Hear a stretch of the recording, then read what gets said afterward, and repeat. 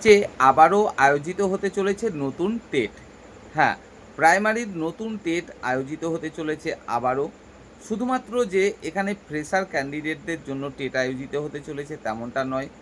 একই সঙ্গে যারা কর্মরত শিক্ষক-শিক্ষিকা তাদের জন্যও নতুন টেটের কিন্তু ব্যবস্থা হতে চলেছে এবং তা কিন্তু অতি সত্বর হতে চলেছে। আমরা প্রত্যেকেই কিন্তু জানি সুপ্রিম কোর্ট থেকে পরিষ্কার নির্দেশ রয়েছে যে কর্মরত শিক্ষক-শিক্ষিকা যারা রয়েছে এবং তাদের মধ্যে যাদের টেট পাস সার্টিফিকেট নেই, অর্থাৎ টেট পাস ছাড়াই যারা চাকরি পেয়েছেন, তাদের প্রত্যেককেই কিন্তু টেট পাস করতে হবে। সময়সীমা প্রথম অবস্থায় ২ বছর বেঁধে দিয়েছিল, পরবর্তীকালে আরও ১ বছর বাড়িয়ে দেওয়া হয় এবং ১ বছর বাড়িয়ে দেওয়া হলেও আমরা কিন্তু পশ্চিমবঙ্গের ক্ষেত্রে বিশেষ করে দেখতে পাচ্ছি সময় হাতে থাকছে সেই ২ বছরই। কেন? কারণ প্রথমে যে ২ বছর সময় দেওয়া হয়েছিল তার মধ্যে মোটামুটি প্রায় ১ বছর মতো বিগত সরকার নষ্ট করে দিয়ে চলে গেছে। না, এর মধ্যে কোনো রকম টেটের ব্যবস্থা কিন্তু বিগত রাজ্য সরকার করেনি। তো যাই হোক, এই অবস্থায় আর ২ বছর মতো সময় রয়েছে হাতে পশ্চিমবঙ্গে যারা কর্মরত রয়েছেন টেট পাস ছাড়া। তো তাদের জন্য এই ২ বছরের মধ্যে ন্যূনতম ৪ বার টেটের ব্যবস্থা করতে হবে পশ্চিমবঙ্গ সরকারকে। এমনটাই কিন্তু সুপ্রিম কোর্টের নির্দেশ যে প্রতি বছর অন্তত ২ বার করে টেটের ব্যবস্থা করতে হবে। তাই আপনারা নিশ্চিত থাকতে পারেন যে পশ্চিমবঙ্গে এই ২০২৬ সালের মধ্যেই কিন্তু আপনারা নতুন টেট আয়োজিত হতে চলেছে এবং সেখানে পরীক্ষায় বসে পাশ করার সুযোগটা কিন্তু পেতে চলেছেন। এবার প্রশ্ন হলো, এই যে নতুন টেটের ব্যবস্থা করা হবে, এখানে কর্মরত শিক্ষক-শিক্ষিকা এবং ফ্রেশার ক্যান্ডিডেট উভয়েই কি তাহলে একই সাথে পরীক্ষায় বসবে? একই টেটের ব্যবস্থা করা হবে? না, এরকমটা কিন্তু কখনোই আপনারা ভুল করেও ভাববেন না। কেন? কারণ যারা ফ্রেশার ক্যান্ডিডেট তাদের প্রস্তুতি আর কর্মরত শিক্ষক-শিক্ষিকাদের প্রস্তুতি সেটা কিন্তু কখনোই এক দাঁড়িপাল্লায় আমরা মাপতে পারি না।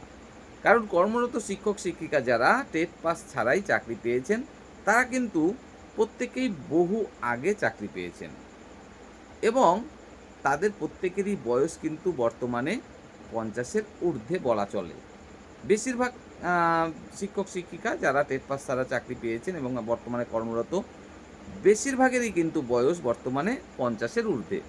তো এই অবস্থায় এসে একদিকে স্কুলে ডিউটি করতে হবে, অন্যদিকে সংসার সামলাতে হবে, তারপরে আবার পড়াশোনা করে টেট পরীক্ষায় বসা। এটা কিন্তু একদম মুখের কথা নয়। তাই স্বাভাবিকভাবেই কর্মরত শিক্ষক-শিক্ষিকাদের এই যে অসুবিধাগুলো, এই কথাগুলো অবশ্যই বিবেচনার মধ্যে থাকবে এবং আপনারা সেক্ষেত্রে অবশ্যই ধরে নিতেই পারেন কর্মরত শিক্ষক-শিক্ষিকা যারা রয়েছেন তারা অনেক রকম সাবসিডি অবশ্যই পাবেন। যেমন আপনাদের জন্য আলাদা করে টেটের ব্যবস্থা কিন্তু হওয়ার সম্ভাবনাটাই বেশি রয়েছে। কেন?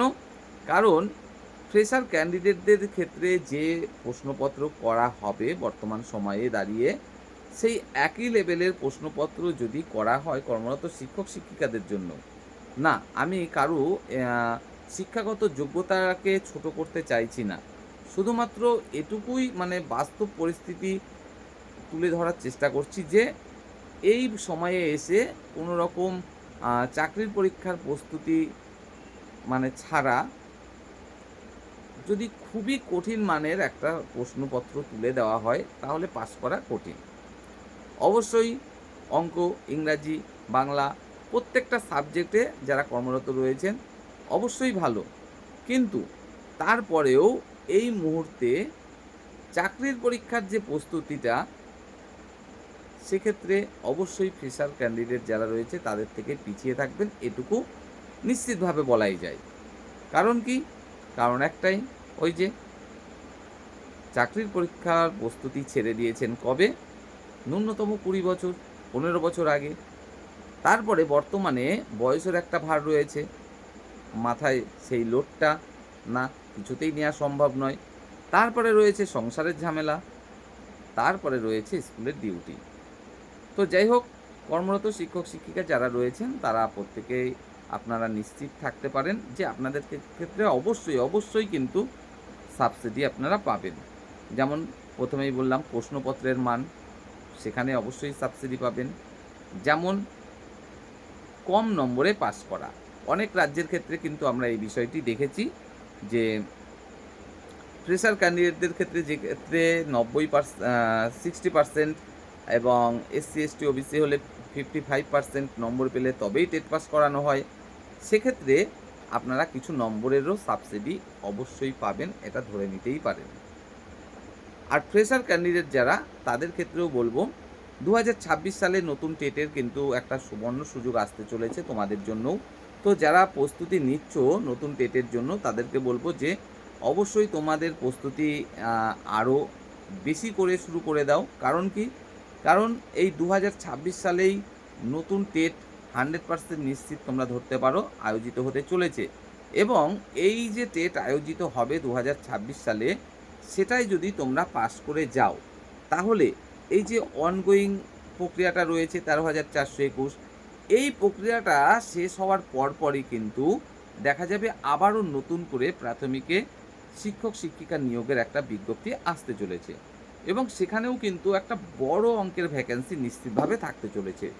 কেন বড় অঙ্কের কথাটা বলছি? কারণ পশ্চিমবঙ্গ সরকারের মুখ্যমন্ত্রী স্বয়ং নিজেই কিন্তু বলছেন শিক্ষাক্ষেত্রে 50,000 শূন্যপদের কথা। তো সেখানে দাঁড়িয়ে প্রাথমিকে প্রায় 50%, না হলেও 40% ভ্যাকেন্সি অবশ্যই থাকবে। আর 40% ভ্যাকেন্সি হওয়ার পর তো 20,000 ভ্যাকেন্সি, সেখানে আমি 30%ও যদি প্রাথমিকে ধরে নিই, তাহলেও 15,000 ভ্যাকেন্সি। মানে আবারও যদি 15 থেকে 20,000 ভ্যাকেন্সির উপরে নিয়োগ করা হয়, সেক্ষেত্রে বুঝতেই পারছো কত বড় সুবর্ণ সুযোগ কিন্তু একটা আসতে চলেছে। তো যারা টেট পাস করে আছো তাদেরকে বলবো অবশ্যই তোমরা তোমাদের ইন্টারভিউ যদি দিয়ে থাকো তাহলে তো মিটেই গেল। আর যদি ইন্টারভিউ না দিয়ে থাকো, এখন থেকেই খুব ভালো প্রস্তুতি নাও, ইন্টারভিউটা ভালো করো। এই যে নিয়োগটা চলছে, এখানেই চাকরি হয়তো পেয়ে যেতে পারো। যদি না পাও, সেক্ষেত্রেও হতাশ হয়ে পড়ার কোনো রকম কারণ নেই। কারণ রাজ্যে নতুন টেট আয়োজিত হতে চলেছে 2026-এর মধ্যেই, এবং সেই টেটের রেজাল্টও তাড়াতাড়ি পাবলিশ হয়ে যাবে। এবং পাবলিশ হওয়ার পরপরই কিন্তু প্রাথমিকেও একটা আবারও নতুন করে নিয়োগের নোটিফিকেশান আসতে চলেছে, সেটুকু নিশ্চিত। এবং সেই নোটিফিকেশানে যে 2,000, 3,000, 5,000, 7,000 ভ্যাকেন্সি এমনটা নয়, সম্ভাবনা বেশি এটাই যে ন্যূনতম 15 থেকে 20,000 ভ্যাকেন্সি সেক্ষেত্রে আসতে পারে। তো সুবর্ণ সুযোগ কিন্তু তোমাদের সামনে রয়েছে, তাই প্রস্তুতি না, কোনো রকম খামতি কিন্তু রেখো না।